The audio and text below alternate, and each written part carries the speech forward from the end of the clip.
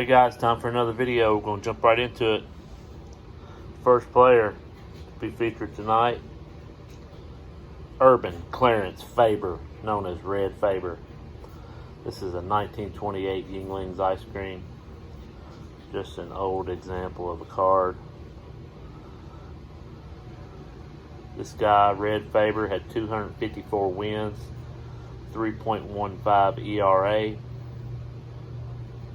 two-time ERA titles, 273 complete games.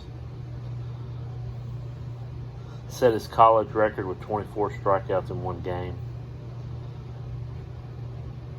Had a perfect game in the minor leagues.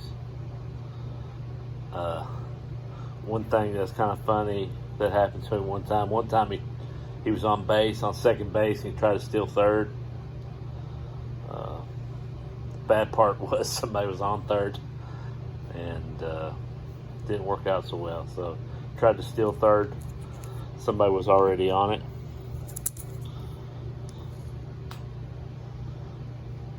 Last American leaguer that could legally throw a spitball. He was one of the ones that was grandfathered in. I think he was the last one to do that.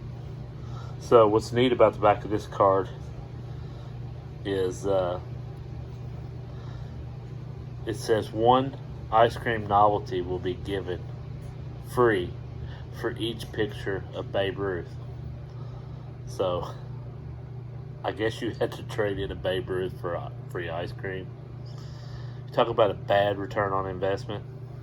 And also it says 1 gallon of Yuenglings ice cream will be delivered free to the holder of a complete set of 60 different baseball stars upon surrender of same to any Yuengling dealer. Babe Ruth may be saved for quarts of ice cream or for a $5 scooter.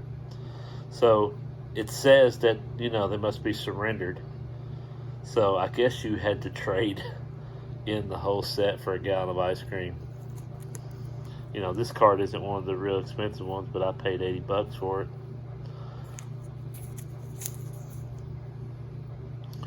Trade the whole set of 60 in, which had the Babe Ruth in, for a gallon of ice cream. Things have changed, people. All right, moving on.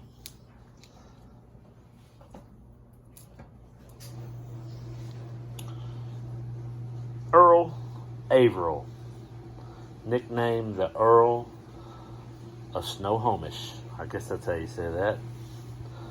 2019 hits, 6-time All-Star, lifetime .318 batting average.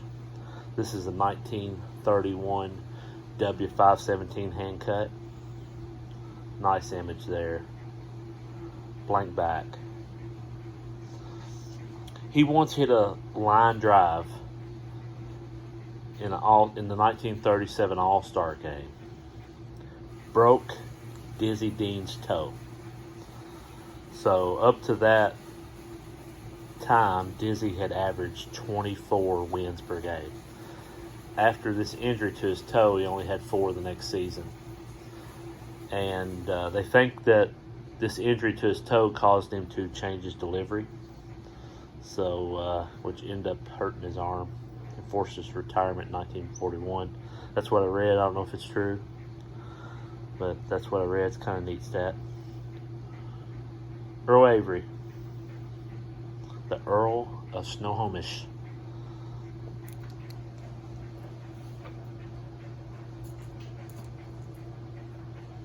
Next one, Mr.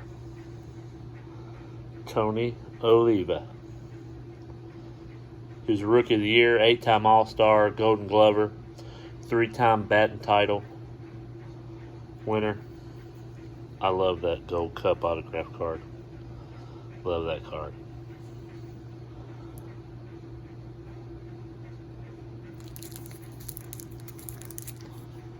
$1,917 hits.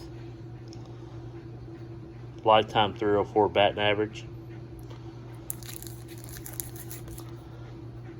Catfish Hunter, Dean Chance, and Louis Tion all said about Tony Oliva he was the toughest batter they faced. Tony Oliva.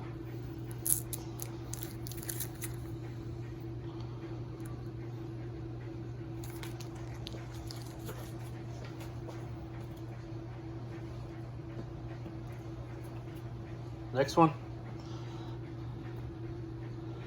Minnie Minoso, nicknamed the Cuban Comet for Mr. White Sox.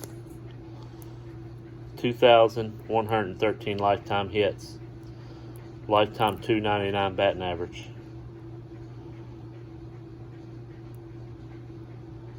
First Afro-Latino in baseball.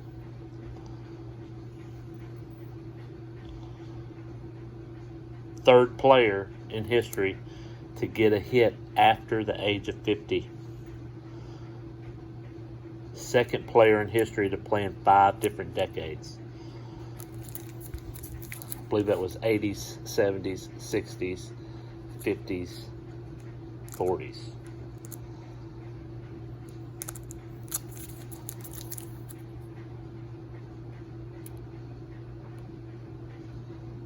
Mr. White Sox, Minnie Minoso, the Cuban Comet.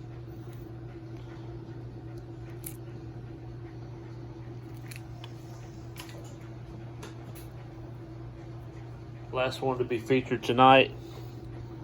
I love this set.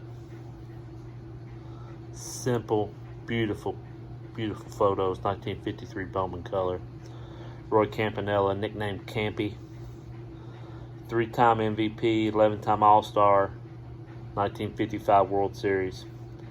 1,403 hits, 283 batting average, 259 home runs. Kind of a sad one here. Was in a car wreck in 1958. Paralyzed from basically the neck down. Ended his career. He did get some of his mobility back to where he could move his arms and hands some when he was talking and feed himself and shake hands and stuff later on, but it was a slow recovery. Just a stud of a catcher. Had he been able to fulfill his career, there's no telling what kind of numbers or accolades he would have received. That's it, guys. Roy Campanella closing it out.